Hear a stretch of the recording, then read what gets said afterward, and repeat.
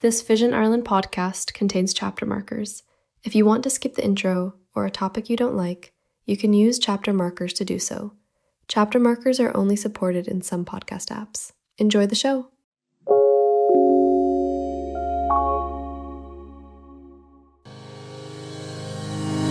Welcome to Talking Technology with VI Labs. At VI Labs, we believe technology is the single greatest enabler for people with sight loss and all disabilities. If you're looking for the latest news and conversation on tech from a more accessible perspective, you've come to the right place.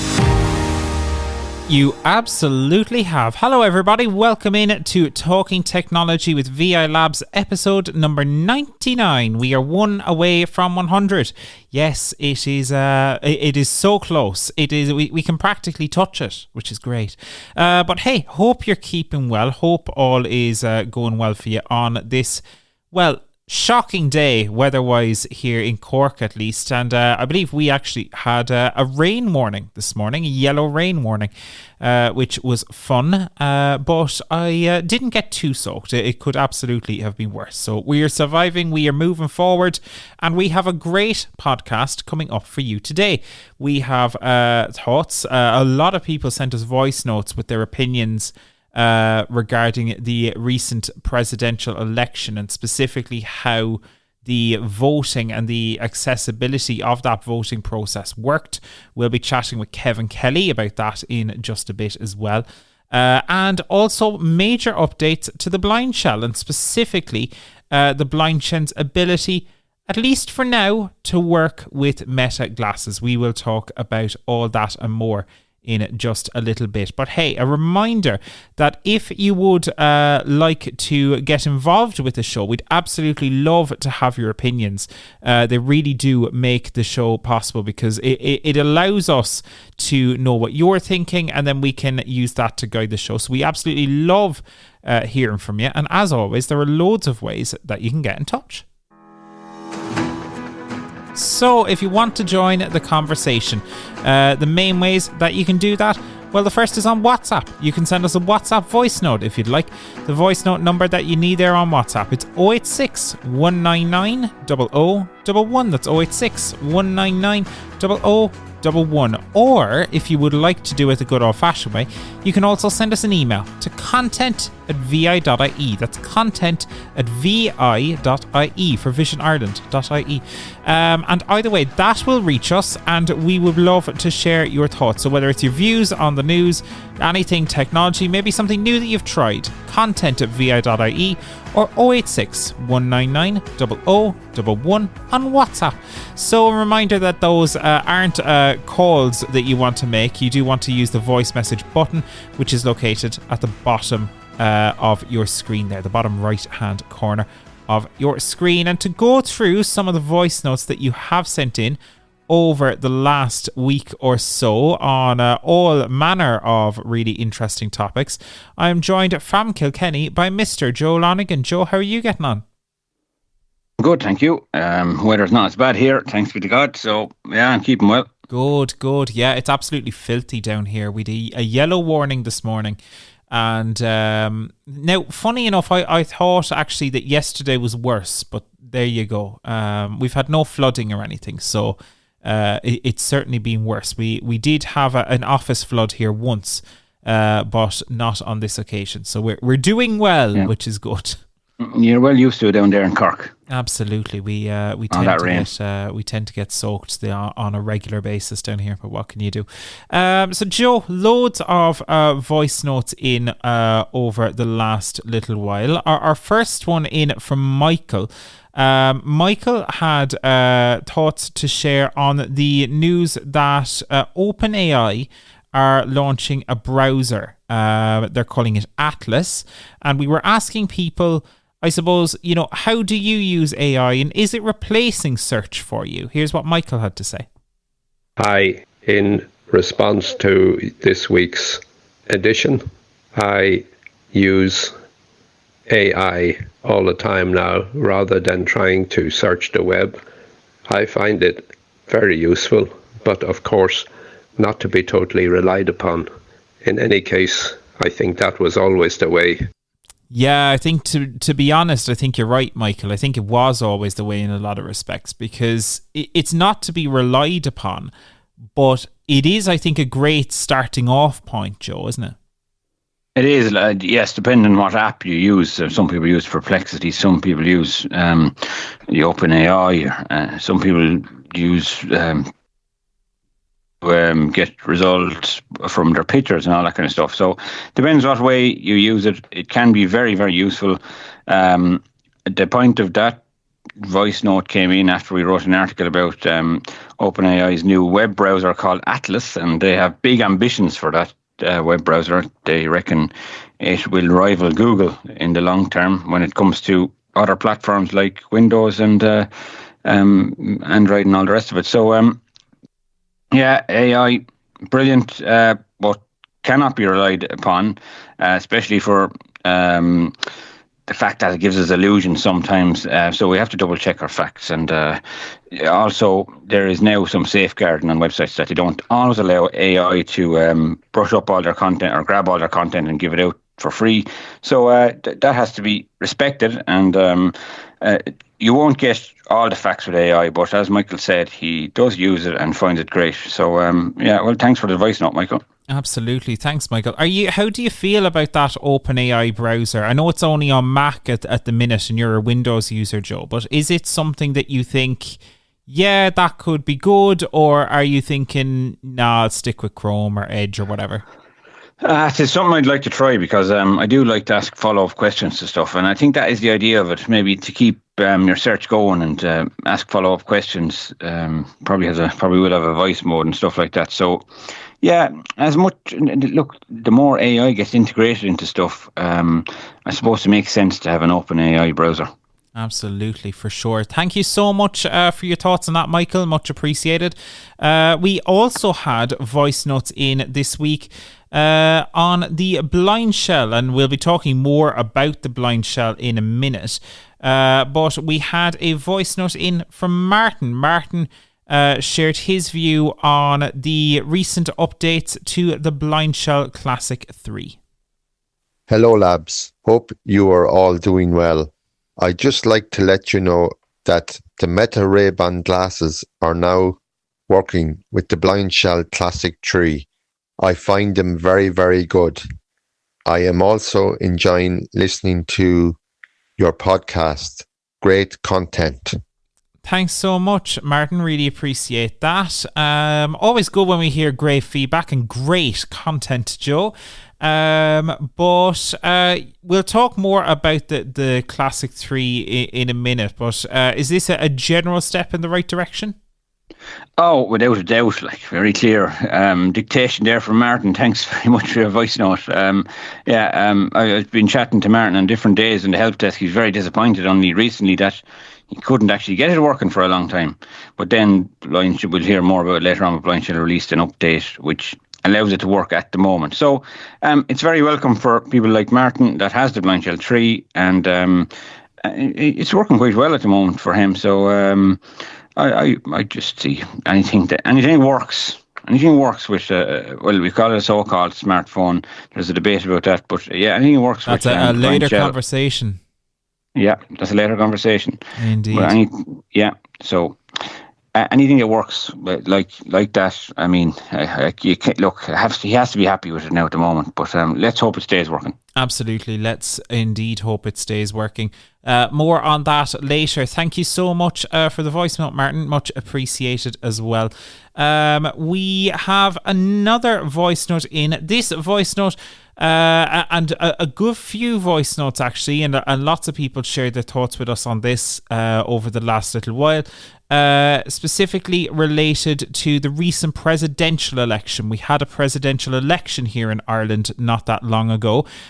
We have now completed that process, and our new president, Catherine Connolly, will be I don't know what's the term that we use over here. Inaugurated, I guess, in a few weeks' time. I believe that's happening around the 11th of November.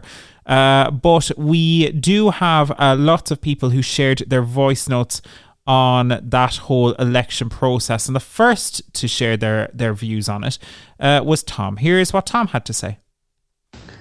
Good evening. This is Tom O'Neill in Balbriggan. Very interesting topic, especially on the day of the presidential election. To have voted today, I voted in Balbriggan, and I received the plastic cover, which was the one that was generally used when we had the European elections. It had about 23 slots in it, and all we needed to do was 3 extremely untidy, but at the same time effective to some degree. What I would suggest is an option in the manner in which we ring any company today, and you press 1 for groceries, 2 for household, 3 for hardware, 4 for carpets, 5 for haberdashery or whatever you like. They could do that easily in a constituency situation where you would have 7 or 19 or 27 candidates. Press 1 for your first candidate, run the way through and set of options all the way down like that, 1 to 19 or whatever the case may be. That's something I'd like to see going forward. The idea of the plastic thing is definitely a step forward. The window cover with the peel off thing, quite effective. If you read Braille, having the Braille markings is quite effective as well. They're pluses and it's a step forward, but there has to be a better way and a more independent way. Thanks for taking the time to listen to this, Tom.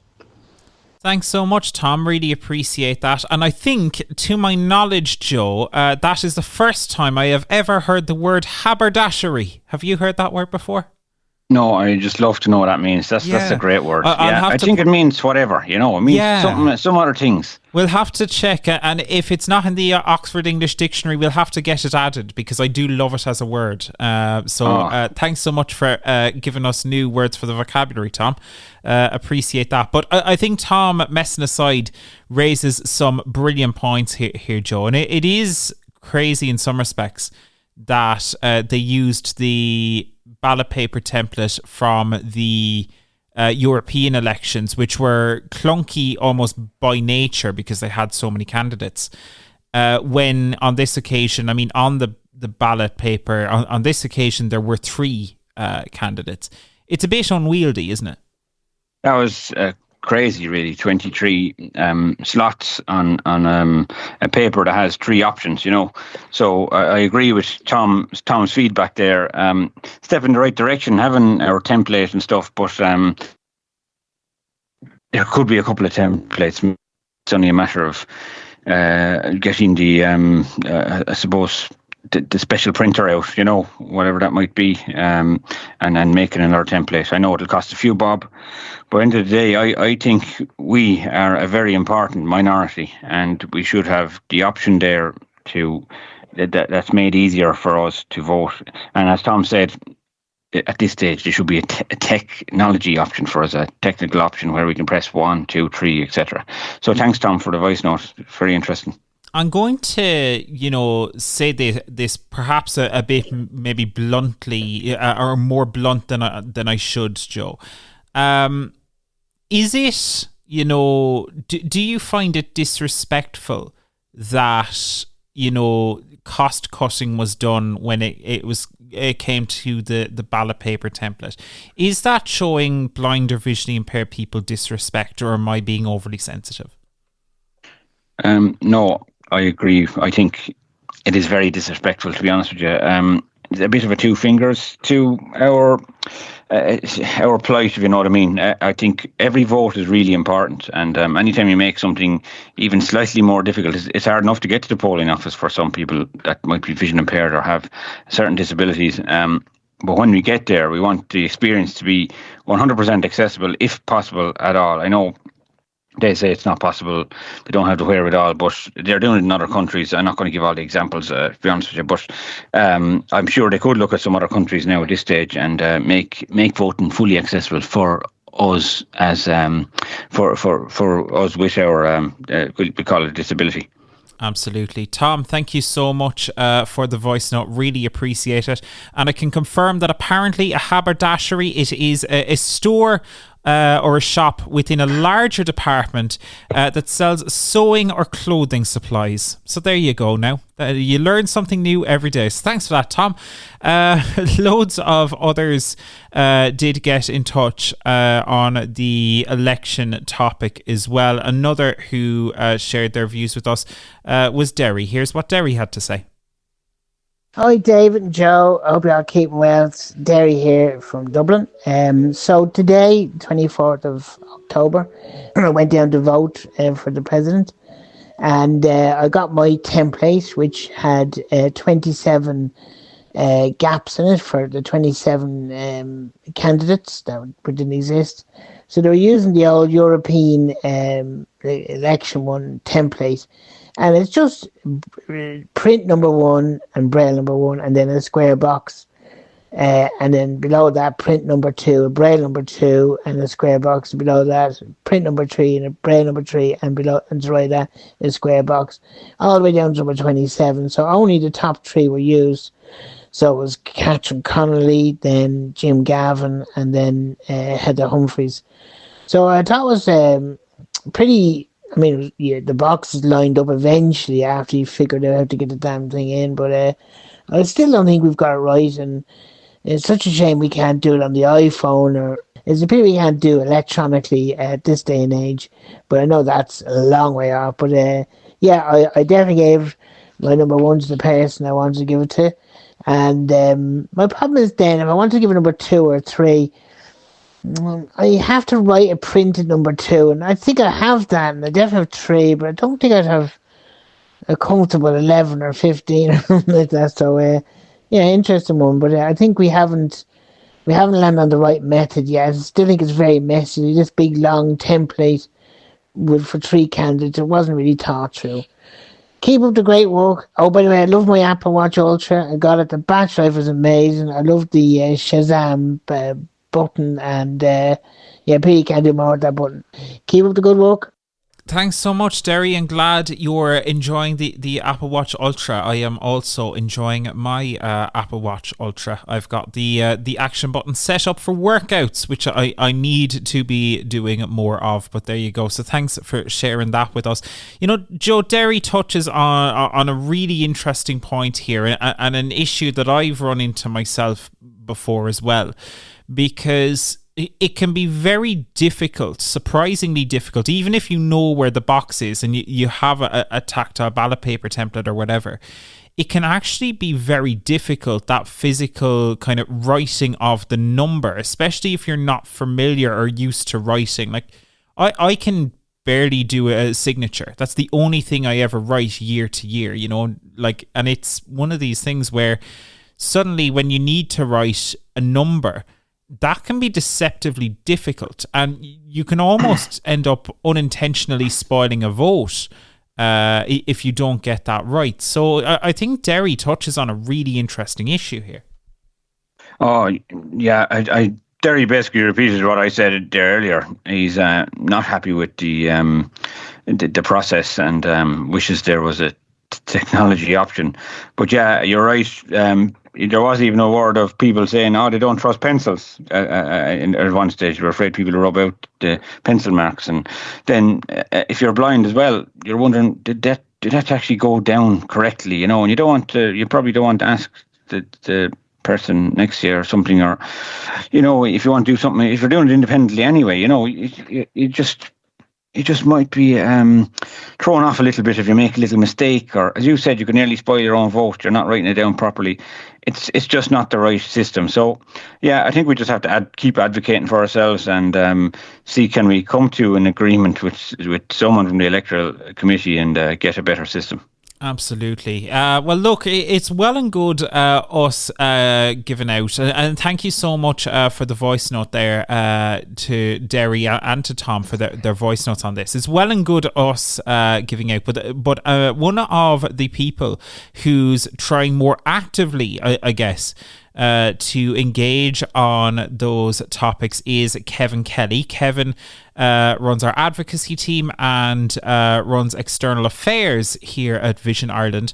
And Kevin, I suppose I want to come to you on this and ask you, I suppose, for your perspective, what do you think, first of all, on what the guys had to say on the subject of accessible voting. The guys, I think, were very fair in their analysis of the voting templates, and I think what they say also would be shared by the vast majority of people who are blind and vision impaired. After the general election in 2024, Vision Ireland ran a survey, and 89% of the people who responded to that survey said that they found the experience voting with the template to be difficult or challenging. And the reasons that the lads outlined in their 2 voice notes there came up across the responses in that survey. That information is something that we compiled, and we brought it to the attention of the Department of Housing and local government and to the Electoral Commission. So work is happening in the space, and I think it's a very valid topic that you raised last week in your newsletter to ask people's opinions, because for some people they're not that enthused about voting, but the fact that people who are blind and vision impaired are still struggling to be able to cast their vote independently is something that does warrant attention. And I think one of the gentlemen in their voice notes referenced the fact that it's great to have the template, and I would be the first to acknowledge the work that Robbie Sinnott did almost 10 years ago now that resulted in us having the template. Yeah. And that was a huge step forward. It works relatively well for referendum, but when it comes to PRSVT elections, not so much. And it's interesting because something I found fascinating that the 2 gentlemen brought up there is I voted with assistance, so I didn't actually use the template on this occasion. But I thought it very strange that they actually used the templates that they had for the European elections rather than having a more simplified one when there was only, on this occasion, 3 candidates on the paper. Yeah, that's something that we've flagged to the department following the election. I'm surmising, and I haven't got an official response to this, but I imagine that was a cost-saving exercise because they had these templates in stock. I don't believe that that's appropriate, and it fits within the spirit of the High Court decision to allow people to vote independently. That's my own personal opinion, and it's something that we will be expressing to the department when we participate in the working group on accessible voting for people with disabilities. It made it even more cumbersome than the process needed to be.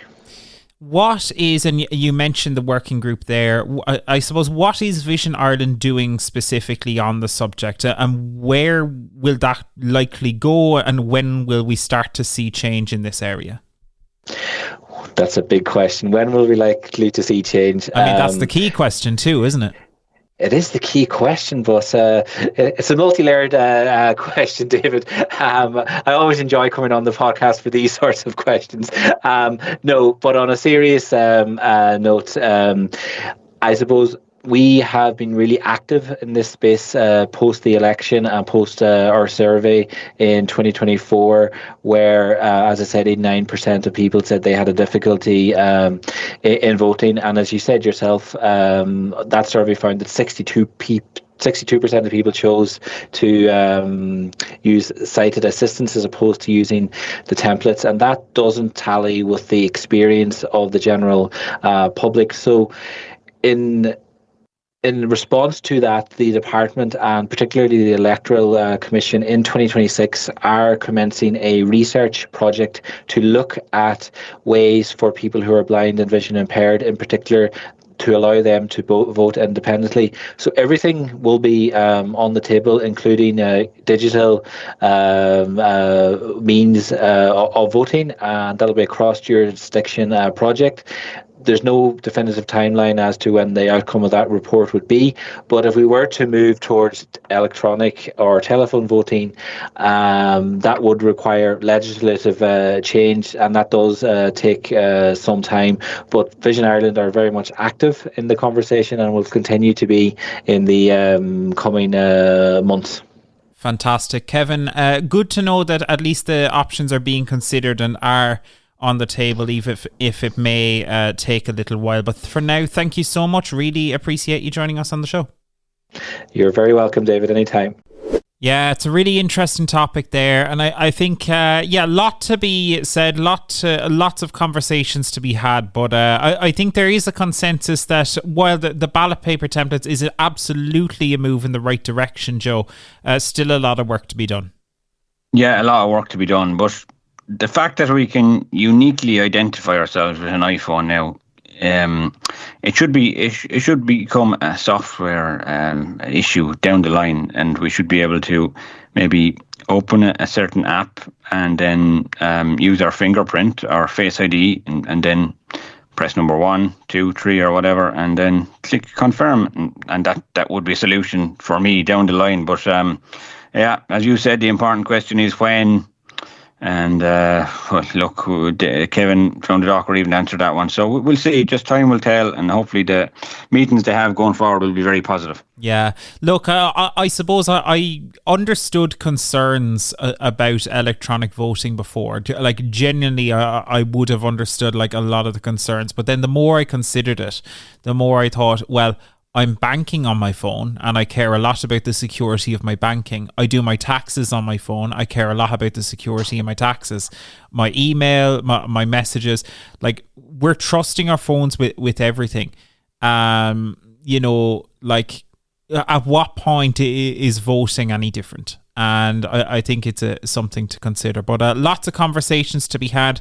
And thank you to everyone who contributed on that. A really interesting conversation. And if you would like to join the conversation on that or other topics as well, you can send us a voice note on 086 199 0011 on WhatsApp. Remember, you do want to use the voice message button.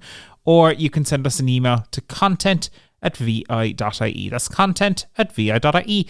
But now, moving on, there have been lots of recent updates, as Martin mentioned earlier on, to the BlindShell. And one of the biggest ones is an introduction of Meta Glasses support, which is a big deal. And this had been a long time coming, Joe.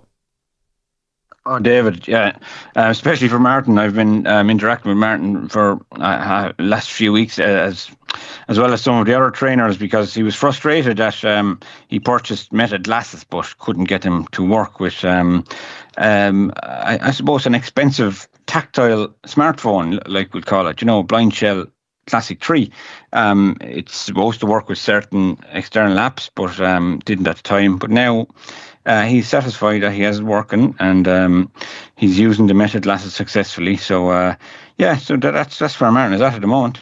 Absolutely. And I do want to bring in our newsreader extraordinaire, Mr. Daniel Dunn, on this as well. Daniel, I suppose lots of people, will look at this and are happy to see kind of improvements from BlindShell. But the BlindShell, it's on a rocky road in some ways, because it works with some apps, but notably not with others. Yeah, that's true, unfortunately so, David and Joe. Look, in the BlindShell has a limited catalogue of apps. So think of your own Apple iPhone or Samsung smartphone. You got your Play Store, you got your App Store. You go there, you get your apps.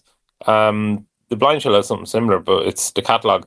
Now, unfortunately, it's not designed in the same way that Play Store is or the Apple App Store is, that anybody can more or less put together an app and put it up there, provided you go through the checks and balances with Google and Apple, of course. So what happens is the BlindShell team in Central Europe, they have to, I guess, modify the app so it'll work with the BlindShell phone.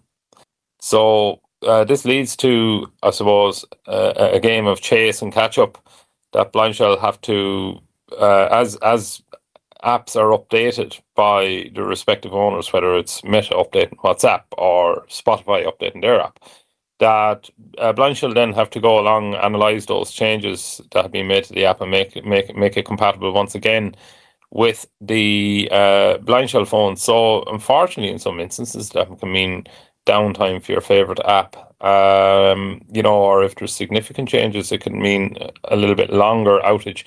So it means as a BlindShell owner, you got to be more in tune for making sure your apps are up to date. So yeah, you will be, if an app goes down on you, it's off to the catalog store. Is there an update for this app? Fingers crossed there is, and then hopefully your app works again. If not, you kind of have to wait about until BlindShell update the app in the catalog store. That is the BlindShell store. So that is a little bit of a drawback there on it. With I suppose proprietary software pieces. So yeah. Yeah, and I think it's disappointing because the aim was that with the Classic 3, so their most recent phone, the aim was that this would be solved by the introduction of third-party app support. But the problem with that is that a lot of those third-party apps, whether they're relying on Google services or whether they're requiring a specific kind of thing, like this was the issue with the Meta glasses. It required a specific Android feature around Bluetooth that just didn't exist on the BlindShell. And we're starting to see lots of apps run into this issue, like notably Seeing AI has been having problems. Spotify was having problems recently. And it's a tough sell for BlindShell users because, Joe, these are expensive phones too. Yeah, they're expensive phones. And over here, the €600 mark, so you'd probably get a good iPhone 15 for that. I'm not saying any of the newer ones are probably touching the €1,000 for the iPhones, but look, it's branded almost as a tactile smartphone. So, but you're not exactly getting the full promise of a smartphone because some of the popular apps like Spotify, which is still not working, it's not all BlindShell's fault, and look, maybe not all Spotify's fault, but it's hard to get them lined up and working. So some of the really important positive things are working on the phone. Yeah, I know that. It's first of all, it's tactile. That's why people are buying the phone. And there is other apps that do still work. WhatsApp works fairly well and stuff. But I did welcome that improvement they had in the last week or so, the Bluetooth support for third-party apps. Because, look, as you said, there is so many apps using that Bluetooth support now. That was one hurdle to get over. But there is a few other hurdles for them to get over, as you can see. Yeah, and even it's going to be interesting because like features like the Ally Solos glasses, they require a similar feature, but they're going to run into different problems altogether because the Ally companion app just doesn't even exist on the BlindShell store, full stop. So there are a lot of problems that they're going to run into here. And, at a certain point,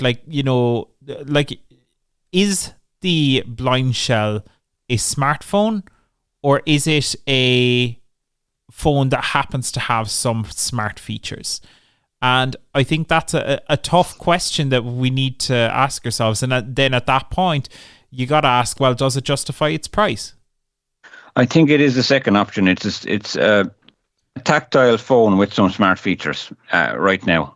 It has some very important smart features like the Observo app, and which gets some scene descriptions, and you can also read stuff with it, and it has a dictate button on it where you can make phone calls with your voice, and there's lots of amazing positive things that the BlindShell has. But to get the full smartphone experience, you'll get the tactile stuff and all that loads of people want, but the full smartphone experience is not quite there yet, which I'm not saying they promised it, but it was one of the things, having some support for some third-party apps was one of the sellers. Well, it was heavily implied, wasn't it? In fairness, it was heavily implied that, third-party app support. And to be fair to BlindShell, they do say up front, we don't necessarily support these, or these are, if it looks, it's your lucky day.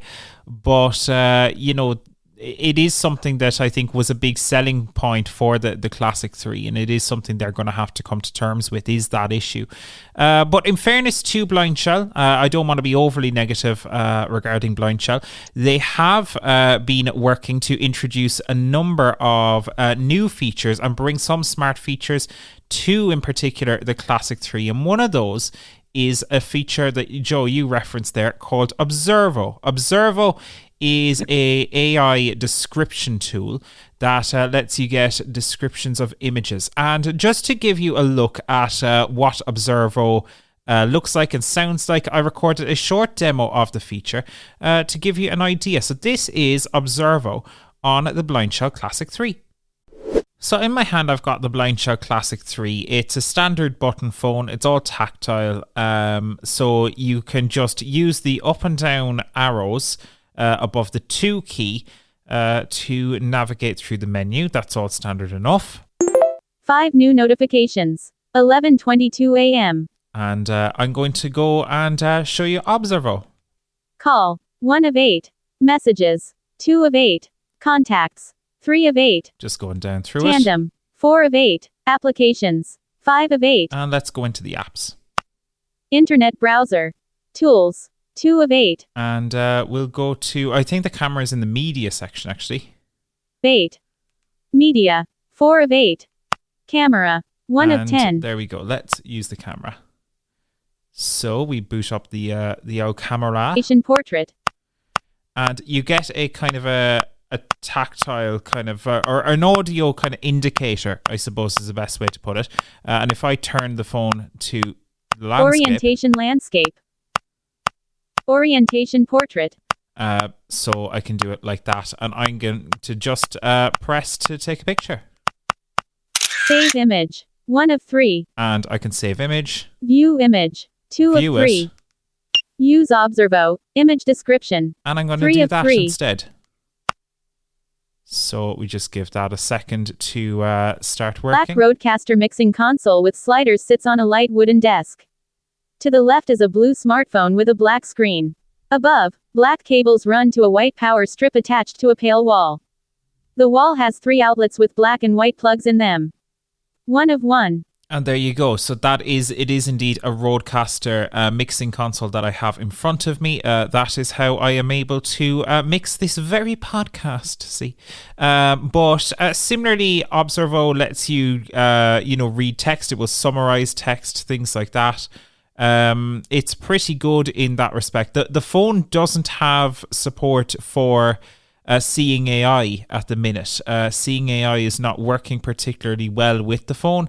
And I think it's good that they've focused on some of the native apps, but that is definitely its biggest downfall, is the challenges with some of those third-party apps for sure.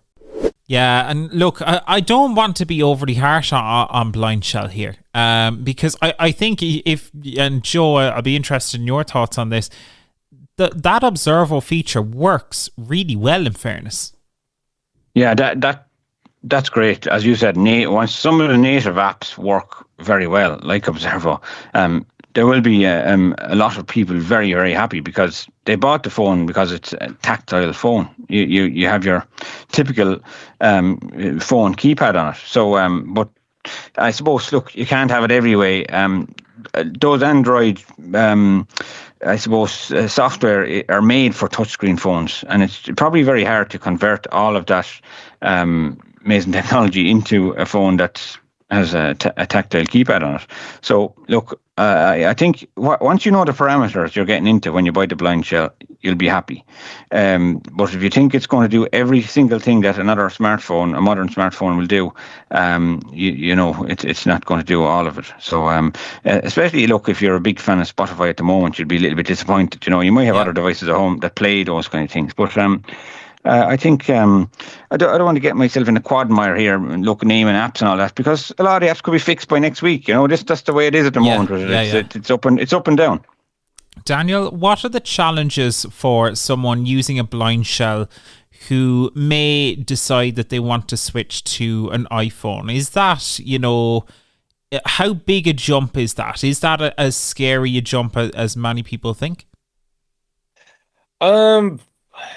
Yeah, yeah, it can be. I guess, moving from tactile obviously to touch, swipe, and gesture is definitely a big learning curve, and to get that right. Now, however, all is not daunting, I guess, and if you were to move from a tactile phone over to an iPhone or an Android phone, the device assistance that's on the iPhone and on the Android phone is going to get you out of a lot of trouble while you are coming around to learning swipes, gestures, taps. So it's probably not as daunting as it would have been once upon a time. Still is daunting, somebody who's all their experience is tactile phones, push button phones, and now we've got this glass surface. What do we do? But you can fall back on, hey Siri, make a phone call to whoever, or send a text message to whoever, or send a WhatsApp message to whoever. So you do have a lot more voice commands and a lot more reliability in that space than you did maybe even 5, 6, 7 years ago. And I guess we're waiting for our assistants to become more AI. Now, Google are probably the first ones to make the jump there, in the sense that Google is now going from Google Assistant to Gemini. We've seen big push in that, and there's rumors that the old Google Assistant that we all knew and love, is getting its sunset in the new year. So yeah, it's getting the chop. So we'll all be on Gemini. Well, all Android users. So yeah, I guess what I'm saying is the jump isn't maybe as daunting as it once was. Still a bit of work in it, getting used to TalkBack, getting used to voiceover. But you can do quite a bit of work with your voice. There you go. Yeah, it's an interesting one. It's food for thought, isn't it? It is. And I mean, look, there are a lot of people who are going to be adamant about sticking with something like a tactile phone. And I mean, the thing with the tactile phone, they are expensive. So you really do have to balance, well, what am I giving up?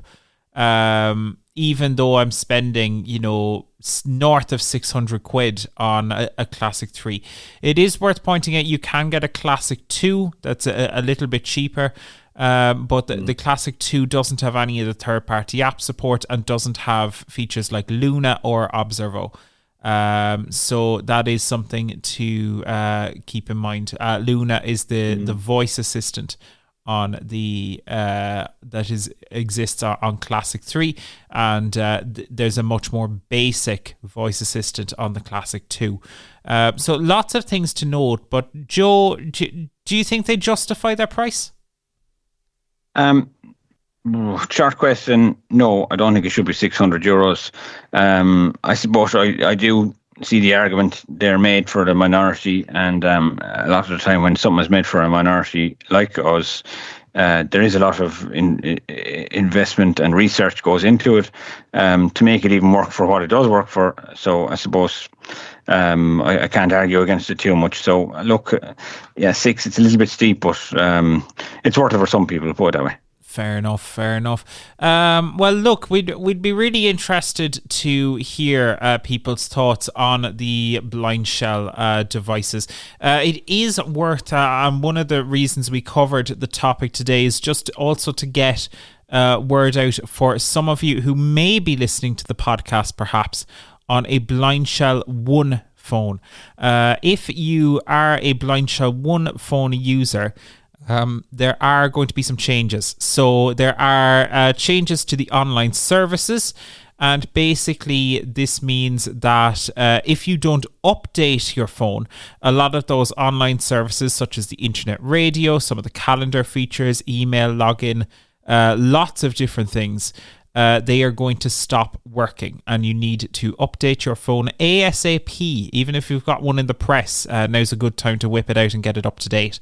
Because if you don't, from March next year, the update functionality full stop will no longer work. So that is going to be a bit of a problem for you. This is a security update that BlindShell are having to roll out. So lots of features. If you're wondering why your Classic 1 is no longer working, your standard BlindShell Classic, that's why you do want to check for updates there. That, I think, it's an important message to get out to people as well, Joe, that things do need to be kept up to date. Oh, David, that's probably, if anything came from this, it's please update your older BlindShells for sure, and the newer one, of course. But the older one, as you said, will not have any internet support if you don't update it soon. And if you don't update it, if you leave it in, you called it a press there, David, it's a cupboard to anybody else in the whole world. But if you have it put away in a cupboard or a drawer somewhere, please update it before March 2026, because if you don't, it won't even allow you to update it, believe it or not. It won't be able to get onto the server for updates. So just update the phone as soon as you can, because otherwise it'll become useless. Look, I know some of them are probably a few years old now, and a lifespan of phones first is always different for everybody, but I'd say if you get 5 years out of a phone, a lot of the time you're doing well. Yeah, and I suppose it's important to say, Joe, that anyone maybe that out there that has a BlindShell 1 are wondering, I'm supposed to update this, or how do I do that? Don't hesitate to get in contact with your local Vision Ireland technology trainer. So, we can assist and support that for any of the existing owners of BlindShell 1 handsets out there. Absolutely. And we also have information on our website too on how to update it as well, on a recent article which we published about these important updates. Absolutely. There you go. You can give us a call to our help desk if you do want to get in touch with a trainer regarding that. The number that you need for that is 1-800-911-110. That's 1-800-911-110. If you do have an older BlindShell or indeed a more modern BlindShell and you have some questions, by all means, give us a call. And don't worry, I will be taking Mr. Joe Lonigan up on his total haberdashery of calling a press a cupboard. I will deal with that separately. But for now, thank you so much to everybody who sent in their thoughts on the elections, the BlindShell, all that and more. And please do feel free to continue to get in touch with us. A reminder that if you do want to do that, you can reach us with a WhatsApp voice note. The number that you need there is 086 199 0011, or you can send us an email to content@vi.ie. Well, with that said, it's time now for the new Uct. This is Talking Technology News. So, with your latest Talking Technology News, I'm Daniel Dunn.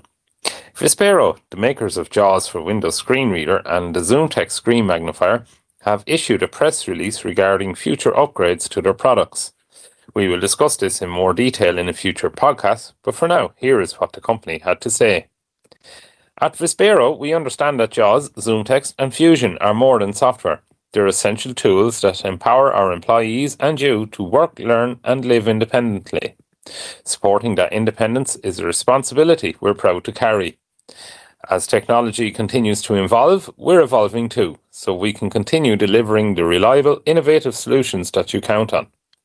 That includes some important updates to our upgrade policy now and coming in January 2026. Effective immediately through to December 31st, 2025, upgrades are reinstated under the existing structure. All customers are eligible for upgrades, and a valid software maintenance agreement, SMA for short, is required for new and upgrade orders. This is a great opportunity to get current before the policy changes next year. Then, beginning on the 1st of January 2026, we're updating our upgrade policy to ensure we can support every customer with the latest features, compatibility updates, and technical care now and in the years to come. We're sharing these changes early so that you have the clarity and time to make the decision that best fits your goals. Here's what's changing. Upgrade eligibility. You will be eligible to upgrade if you're using a version that is no more than 3 versions behind the latest release. Example, if you're using version 2023, you'll still be eligible to upgrade in 2026. For older versions, if your software is more than 3 versions behind, you'll need to either purchase a new license or move to a subscription.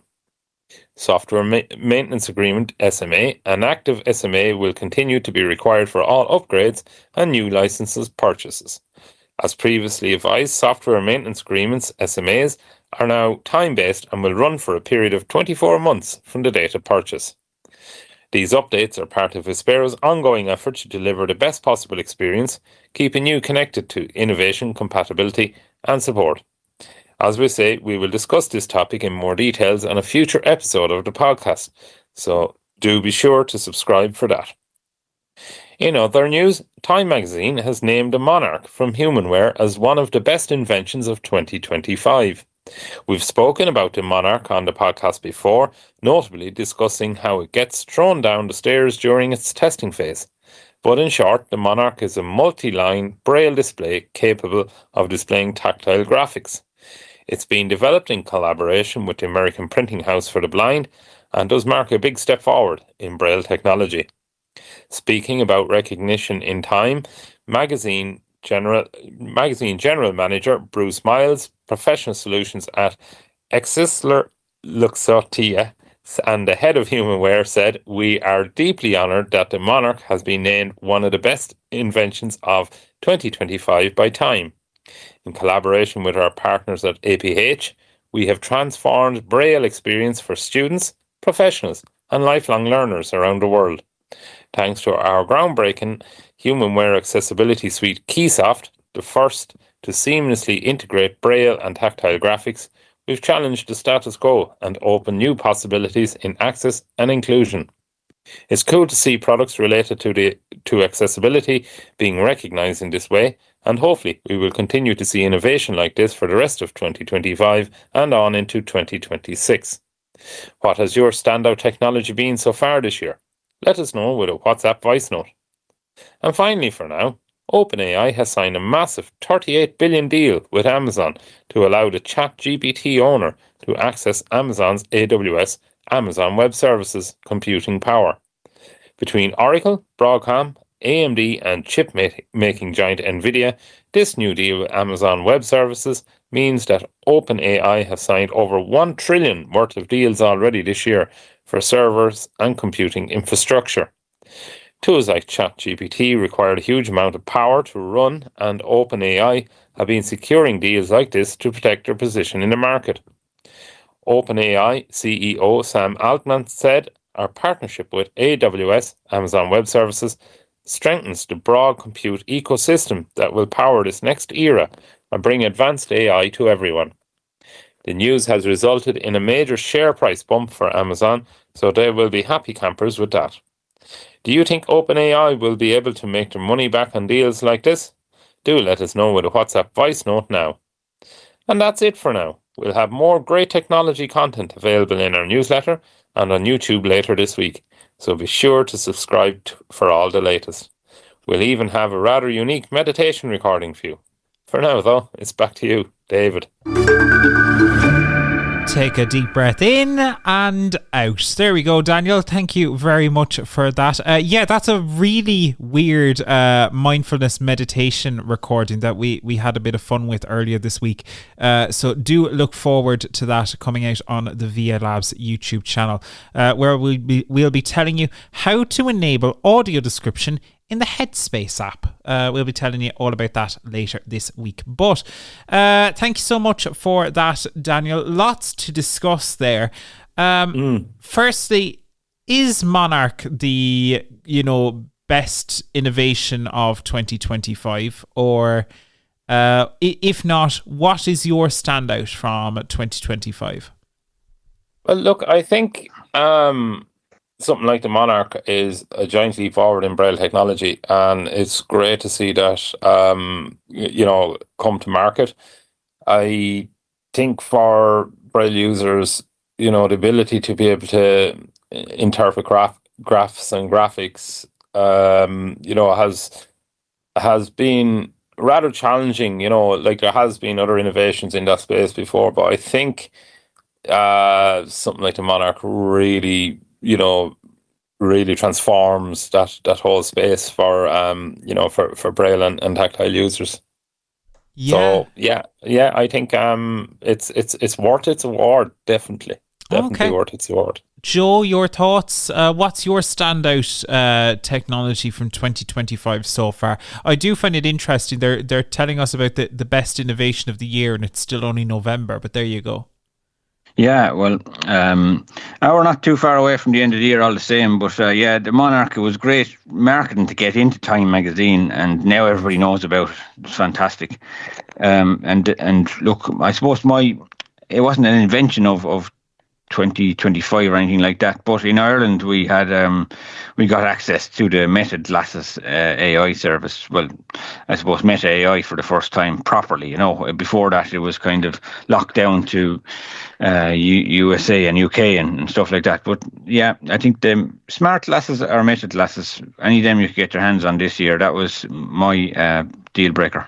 Yeah, I suppose I probably agree a little bit with you, Joe, but I think we're talking maybe from an Ireland camp because Meta Glasses really took off here this year, after the thing with the EU got resolved. But they did, it is fair to say they have been outside the Irish market or the EU market up till this point. So maybe from an Irish context, that's what I'm saying. Yeah, I think it's just from an Irish context we had access to them. Before that, we didn't have access, and then Vision Ireland had an event which was organised by Chris Stewart, which went very, very successful back in September, and they're booming at the moment. And look, long may they improve, and we can't wait. I can't wait for 2026, which the biggest innovation will be developers allowed to make external apps for the Meta AI glasses. Absolutely. Or will Apple glasses come roaring in on the scene next year, Joe? I think so. I guess they are looking at Meta Ray-Bans and the other Meta products and saying they've sold over 1 billion of these. We need to get in there. You know what I mean? So I think Apple glasses will. I know Vision Pro is there, but they're going to make an affordable pair eventually. Yeah. They're going to have to. Do you think with the Apple though, like, is it a little bit of they're coming in the second round, the second round of matches, if you want to compare to a tournament and who's going to reach the final and win the Smart Glasses Cup. Apple are kind of sitting in the long grass and seeing what Meta do, and are they, effectively, how can we do this for Apple, and what can we do that they can't do? So I think there's a little bit of waiting in the long grass, and even though we know these Apple glasses are, there's dates being bandied about, late 2026, could be early 2027, but knowing Apple, they'll want to crack Christmas market 2026. So, I've high suspicions they're going to come out around next September, October, just to capture that market. And I think, how they integrate with the whole iOS, they're obviously going to go way deeper than into iOS than the Meta at the moment. So it's very interesting year. It's exciting, I think, for next year. I like your analogy about the big teams coming in. Like, they have an advantage because they have a good record so far with being a phone for everybody, and there'll be smart glasses for everybody, if you know what I mean. I think they will come in with a product, and for us that are vision impaired and blind, it will 99% surely be accessible. So out of the box, if you know what I mean. So I think I'm looking forward to it if they do launch one, and I'd say I wouldn't be far off first in line to get one of those, as long as it was affordable. It wasn't much more than €500, Daniel. Yeah, I think so, Joe. Yeah, it'll come down to the cost, but I think it's a very exciting potential future into 2026. Some really exciting stuff to come. And also in 2026, a player that wants to be around for the long run is OpenAI. They signed a 7-year, $38 billion deal with Amazon Web Services. Joe, we did a really interesting conversation before we recorded the podcast. OpenAI is kind of everywhere now, aren't they? OpenAI is absolutely everywhere, and the fact that they have 38 billion to invest anywhere in such a short time to become that rich, it's just really astonishing. I think there's probably a lot of people after getting rich even on their shares and stuff, but at this stage to be able to spend that kind of money on and invest in Amazon Web Services and collaborate with Amazon. It's a clever move, really, and maybe the fact that they had to spend so much money, there might have been a bit of pullback from Amazon before this, so who knows? But it is a clever move. Amazon Web Services are integrated in a lot of our lives, and OpenAI is now integrated in a lot of almost everybody's life, whether we like it or not. So won't be long before maybe they're almost bigger than Google at this stage, who knows, but it won't be long before they are bigger than Google. And they're talking, like, I mean, trillions. There's that kind of money being bandied about with the value of it. So yeah, it's worrying and really good for looking at it from both angles. Sometimes these businesses can get a little bit too big, a little bit like certain,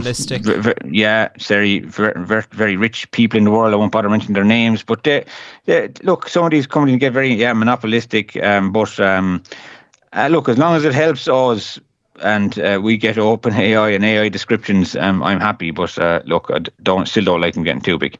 Absolutely. Yeah. There you go. Thank you so much for that, gents. Before we wrap on news, just a note that our friends over at the Anne Sullivan Centre, who do some great work for those who are deafblind, they are holding an event in the near future. Daniel, tell us a little bit about this. Yes, so the Anne Sullivan Foundation, they're hosting a drop-in assistive technology open day. That's on the 8th of November, so that's this coming Saturday. So it's on from midday to 3 p.m. So they're inviting all our listeners and any other service users out there that might have an interest to pop in. So yeah, just pop that in your diary if you've got a couple of hours free this Saturday afternoon, midday to 3 p.m. at the Anne Sullivan Foundation for the drop-in. So lots of assistive technology there to browse around, have a view, and maybe get a few ideas. Absolutely, always good to check out what's around, and there are some great events, and I've heard some brilliant stuff about events from the Anne Sullivan Foundation, so do check that out. But for now, though, that is our show. Thank you so much for listening. A reminder that we will have lots of courses upcoming as well. We've got courses coming up on podcasts and audiobooks. There's a few others there, Daniel, I think, as well, isn't there? There is indeed, yeah. So on the 11th of November, as you mentioned there, we got our podcasts, music and audiobooks overview. And then on the 12th of November, we've got a transition to secondary school assistive technology. ChatGPT and AI is on the 13th of November. Online shopping tips and tricks is on the 14th of November. Setting up accessibility features on your smartphone, 18th of November, and finally on the 20th of November, accessibility on a smart TV. So if any of our listeners out there are interested in any of those topics, do get on to training at vi.ie, or for a full list of upcoming events, do visit our website, vi.ie.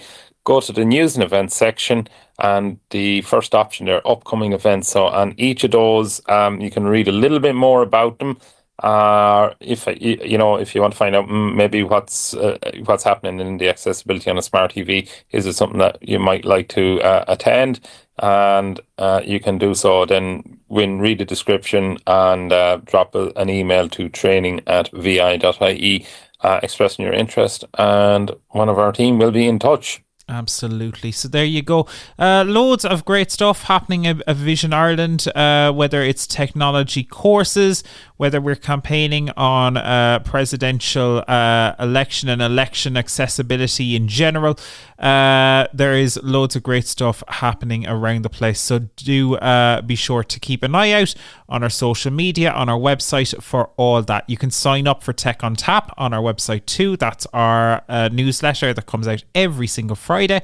And be sure to subscribe to the VI Labs YouTube channel as well for more accessible content like this podcast, but also that very unusual meditation/mindfulness session that we have coming out later this week as well. But for now, that is our show. Thank you so much for listening. If you'd like to send us a voice note in the meantime, you can do so on WhatsApp with 086 199 or you can send us an email to content@vi.ie, and we will be sure to include that in our next podcast, which is episode 100. We are there. We are nearly there, and we will see you then. But for now, thanks for listening. We'll see you soon. Thanks for listening to the Talking Technology podcast with VI Labs.